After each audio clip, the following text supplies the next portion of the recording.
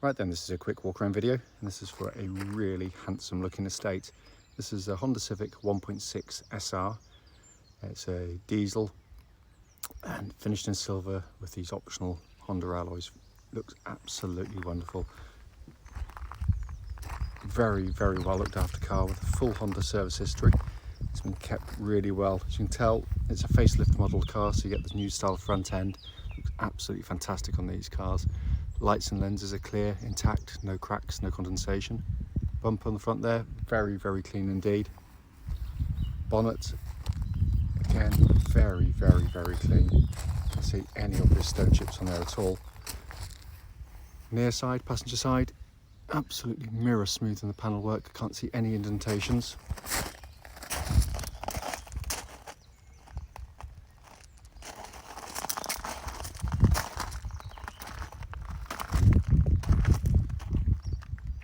Probably my favourite angle for the Taurus is from the back here. I think it's just a really stylish estate. They've got the styling absolutely spot on the car.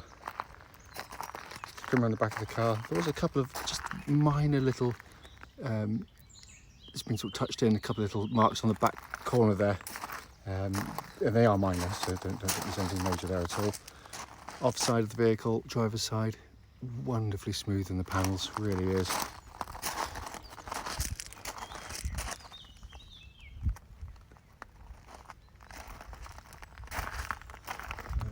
Very, very clean indeed.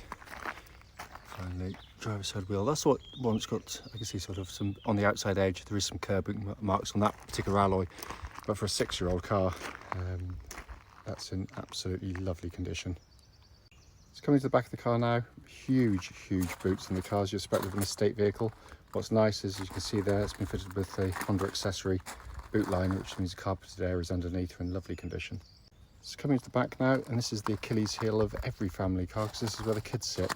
And yet, in all honesty, it doesn't look as though the back of the car has hardly ever been used. The leatherwork looks brand new, and that's very hard to get across on the videos, but it's just got an absolute sort of real crispness about the leather. It looks like it's hardly ever been sat on. It's coming to the front. Again, all lovely and clean.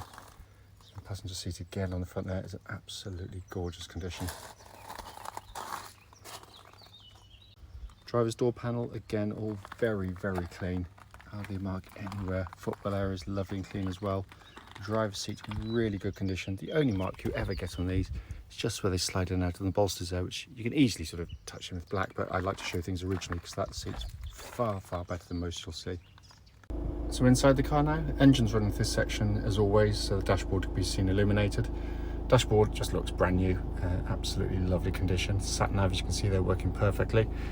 Pop the car into reverse, get that lovely clear gridded parking camera to complement the front and rear parking sensors, but really has been kept sensationally well. Just come up to the top here, hopefully you can see. 52,618 miles currently recorded on the car, and there are no warning lights on the dashboard. And that is the view you get as a driver. I mean, what an amazing dash design that is. It really is stunning. And that's how you should set your driving position, by the way. So the steering wheel rim goes slap bang between the top of the rev counter and the speedo there. But it's easy to set up and get a comfortable driving position. But beauty's in the eye of the beholder, but I think it's absolutely fantastic. Finally, just to show you, owner's manual pack and lock and wheel nut key, both here and present with the car. Right then, this is a quick road test video, and this is for the Honda Civic 1.6 SR.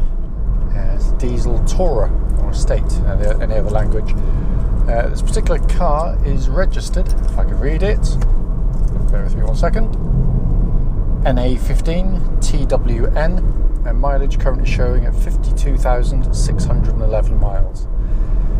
The reason we do all of these videos, road test ones in particular, is for the same reason. We basically want anyone that's looking at any of our cars online to actually see the cars in operation.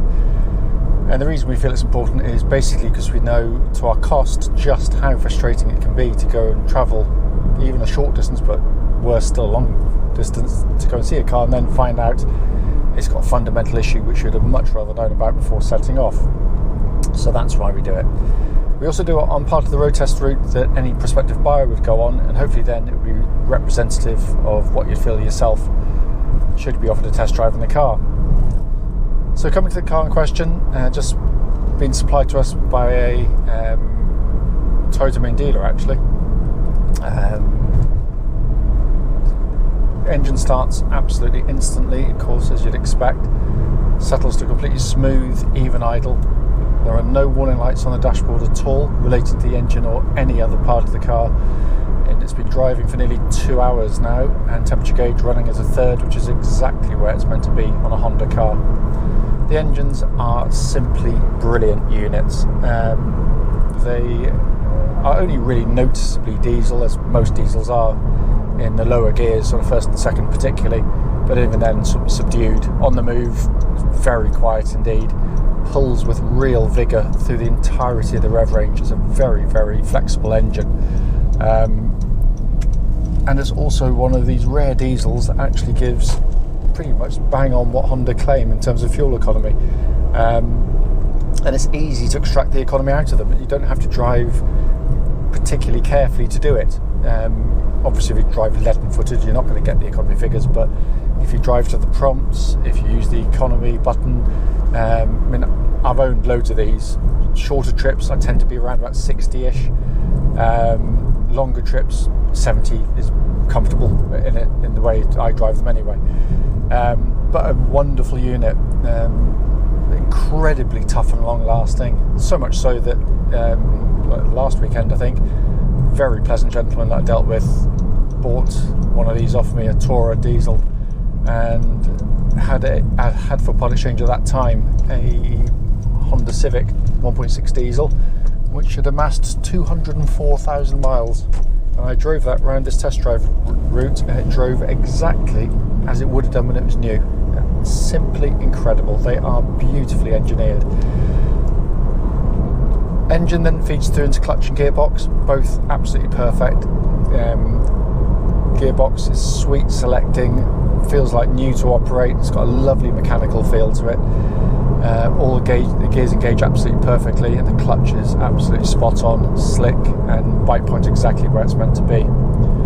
Steering on the car, track's dead straight. There's no vibrations that are up to the legal limit now in terms of speed. There's no vibrations at all coming back through. But a wonderful power steering setup as well, because it's very direct, it's quick,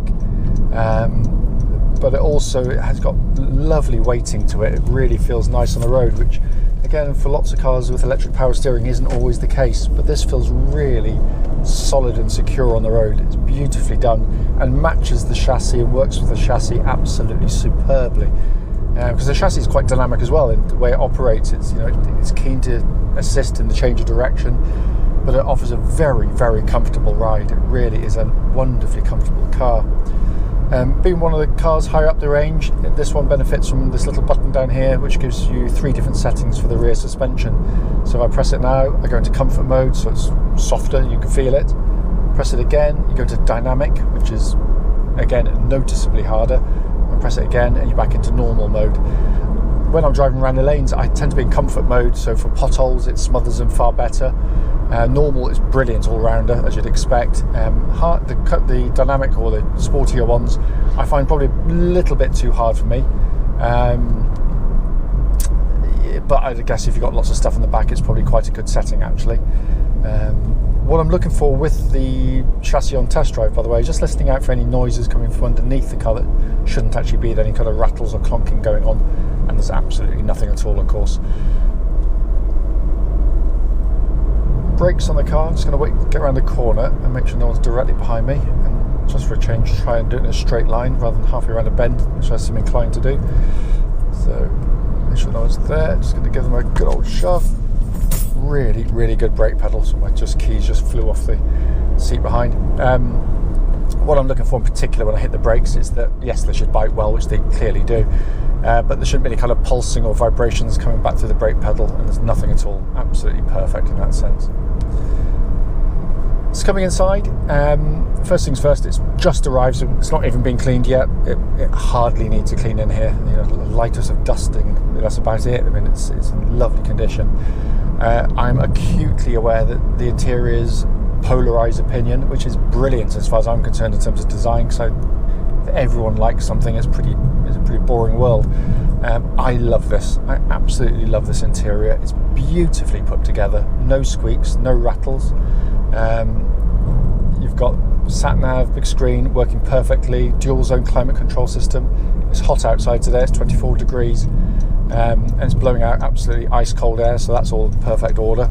And it's also dual zones. You can have different temperatures side to side. Don't need them on in today's heat, but it does have heated seats with 2 settings there as well. Again, all working exactly as they should. But my favourite part, bar none, is this wonderful 2-tier design directly in front, which I think just design genius. High up, you've got an information pod on the left there, with basic information, sort of radio, that kind of stuff. But what's really nice is if you sort of change things like the fan speed, temperatures, it shows up there. You don't have to look down to the little display down here, so you're not taking your eyes off the road unnecessarily. But my favourite part definitely is this high up speedo. It's simply genius. It's big, bold, easy to see. You can look ahead by the corner of your eye, clearly see the speed you're driving at without having to look it down for a millisecond. It's genius. And as I say in many videos, it's to Honda's eternal shame that they've decided to, the 10th generation, put it down into the pod further down, because although it's still digital, it gets lost with other information, in my opinion. Down here we've got more conventional pod of dials, dominated by a big rev counter in the middle and flanked by temperature and fuel gauges. Steering wheel is brilliant because it's the perfect diameter, absolutely perfect. It's really, really nicely done. Feels absolutely as new to hold as well. As I said at the start of the video, the point of it, as brief as it might be, I'm just going to wait to get around this lady, is just to show the car in operation, but to feedback on any issues that there may be. And there's nothing at all. It drives absolutely beautifully. It really does. If you've got any questions at all, as always, don't hesitate. Do give us a call.